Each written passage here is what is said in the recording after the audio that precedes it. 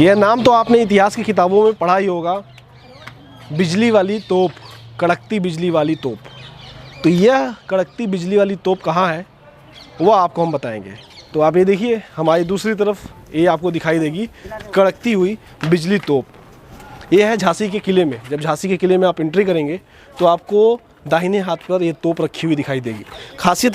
खासियत ये है कि जब इसको चलाया जाता था तो दुश्मन कांप जाते थे, क्योंकि बिजली जब गिरती है तो जैसी आवाज़ होती है, जो गर्जना होती है, वही आवाज़ इस तोप से निकला करती थी।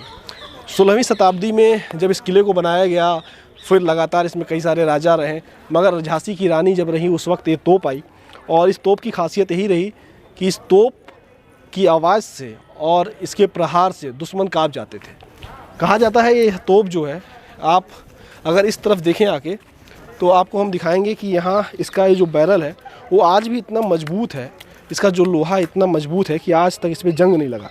तो सोचिए उस वक्त यह जो तोप रही होगी कितनी मजबूत रही होगी, कितना इसकी क्षमता रही होगी मारक की। और जो आवाज़ है जिसके लिए इसको जाना जाता है, क्योंकि आधे से ज़्यादा लोग, जो सेना रहती थी विरोधियों की, वह इसकी आवाज़ से डर जाती थी कि आखिर हुआ क्या है, इतनी तेज़ आवाज़ जो आई है वो क्या है।